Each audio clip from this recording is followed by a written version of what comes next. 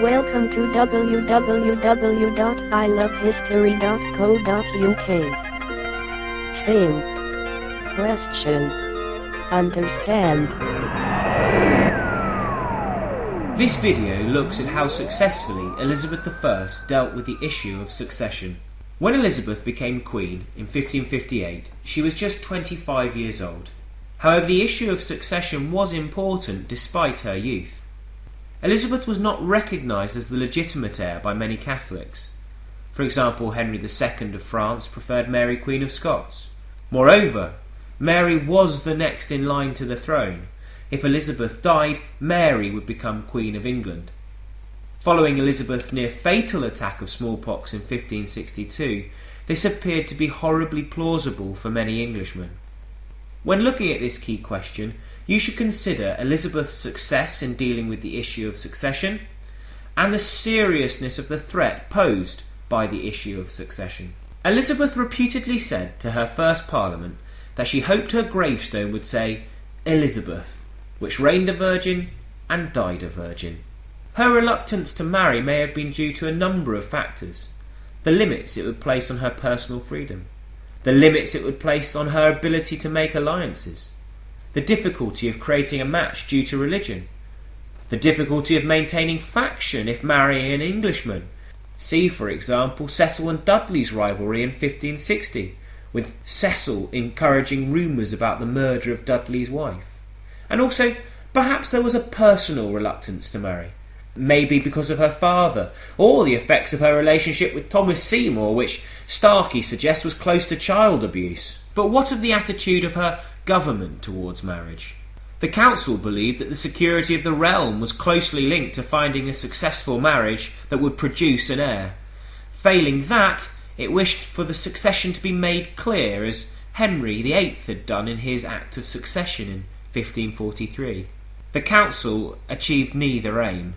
Moreover, although the council was united in its desire that Elizabeth should marry, there were strong factional divisions over who she should marry, as when, in 1579, Dudley stirred up opposition to the Alencon marriage that Cecil backed. The issue of succession, and in particular marriage, was also of considerable concern to Parliament, being raised in 1563 and in 1566. In 1566, Parliament asked Elizabeth to name a successor. When Elizabeth gave the evasive promise to marry as soon as I can conveniently, the Commons linked the granting of a subsidy bill to the demand. Elizabeth stated that it was a strange thing that the foot should direct the head, and issued an express commandment for them to stop discussing this matter of state. With Peter Wentworth demanding free speech, Elizabeth eventually dismissed the Parliament in 1567 to be rid of an intolerable House of Commons. However, Wentworth has been described by A.G.R. Smith as a maverick. After 1566, Parliament largely respected Elizabeth's wishes. When Wentworth tried to raise the issue in the late 1580s, first with Essex and then with other MPs through his pithy exhortation pamphlet, he was arrested and remained in prison until his death. Elizabeth's last real chance of marriage ended with the death of Alencon in 1584. Elizabeth was by then in her 50s, and although she might allow Essex to flatter her, it was more as a son, well, so says David Starkey. As a result, Elizabeth had to rely more on her image as the Virgin Queen. This had been present as part of her public persona since the start of the reign. Elizabeth had claimed to the Parliament of 1566 that she had married a husband, namely the Kingdom of England. There is some suggestion that this played into the traditional Catholic appreciation of the Virgin Mary. Regardless, the celebration of Elizabeth's virginity can be seen in many of the portraits of the 1580s, with their symbolic sieves, thornless roses and rummaging ermines. The image was further promoted through the rituals and celebrations of the court, such as the Accession Day tilts from 1576, which Haig sees as a propaganda occasion. When looking at how successfully Elizabeth dealt with the issue of succession, it's necessary to consider Mary Queen of Scots. Mary had been a threat from the start of the reign. However, this had been effectively dealt with thanks to Cecil's support for English intervention in Scotland. In the Treaty of Edinburgh in 1560, Mary recognised Elizabeth as the legitimate Queen of England. Mary re-emerged as an issue with her arrival in England in 1568. The year after she had fled from Scotland, Mary was linked to the Northern Rising. This rebellion aimed to marry Mary to the Duke of Norfolk and to remove Elizabeth from the throne. There was here, suggests Haig, a major threat, as some of Elizabeth's most powerful magnates raised an army of over 5,000 men. However, by the end of 1569, the rebel forces had lost confidence and were returning northwards. The promised Spanish help never materialised, and it was not until the following year that Pope Pius V issued his papal bull excommunicating Elizabeth and effectively endorsing all rebellions against her. The northern earls fled abroad, 450 rebels were executed, and Norfolk was imprisoned, although Elizabeth did not execute him until after his involvement in the Ridolfi plot. Mary went on to be linked to the Ridolfi plot in 1571, the Throckmorton plot in 1582, and the Babington plot in 1586. These plots were less serious. The Ridolfi plot, for example, was quickly discovered by Cecil. The Throckmorton plot had the potential for the involvement of French Catholic forces, backed by Spanish and papal money, but was again discovered, while the Babington plot was largely managed by Walsingham as a way of incriminating Mary. Parliament repeatedly urged Elizabeth to execute Mary. However, it was not until 1587 that Mary was eventually killed. Even then, despite Walsingham's evidence of Mary's link to the Babington plot, it still took Elizabeth 4 months to sign Mary's death warrant. Perhaps this was due to a personal reluctance. She herself had been sent to the Tower in her brother's reign. Maybe she saw Mary as her own kinsman.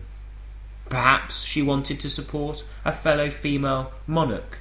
And of course Mary did have links to the Guise family and the potential for a French alliance. However, these are flimsy excuses for this key example of delay and indecision. Even after the execution, Elizabeth complained of the haste and banished Cecil from court. Yet the government's other attempts to deal with the threat had been ineffective. For example, the Acts of 1571, 81 and 85 toughening treason laws, outlawing Catholic masses and banning the presence of Jesuits and papal bulls in England had failed to stop the plots. After the execution of Mary Queen of Scots, James VI of Scotland became the next in line to the English throne. Essex wrote secretly to him around the turn of the century. However, he was not the only claimant. For example, in 1599, Robert Cecil had a portrait commissioned of Isabella of Spain.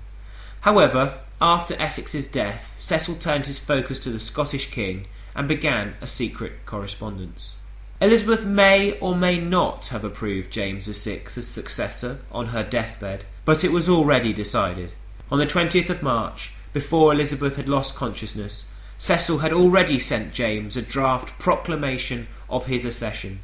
The ease of the transition in some ways reflects the political stability of Elizabeth's long reign, but there is little evidence of her successfully managing it. Instead, it was left to her counsellors, acting in secret and out of self-interest. Finally, it's important to consider the succession as an issue in foreign and domestic affairs. Marriage and succession are strongly linked to foreign affairs. Marriage was a tool for securing alliances, hence Philip II's offer of marriage in 1559 was not dismissed outright, even though he had been married to Elizabeth's sister, but instead declined on the basis that he could not marry a heretic.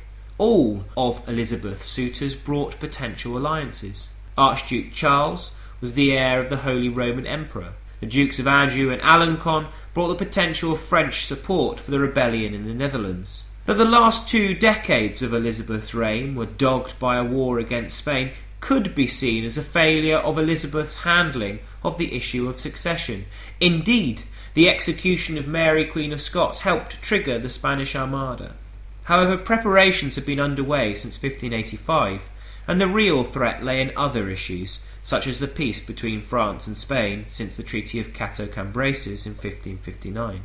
the disruption of Spanish trade to the New World, Elizabeth's support for the Dutch rebels, and the continued heresy of England. Marriage was a tool for Elizabeth in foreign affairs. The succession was a factor within foreign affairs, but it never dominated proceedings.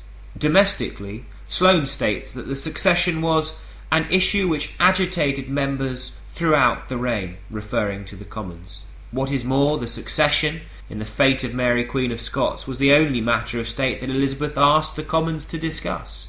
Nevertheless, for most of her reign, Elizabeth was secure and unchallenged at home, while her death saw a remarkably peaceful transition as a Scottish king took over the English throne.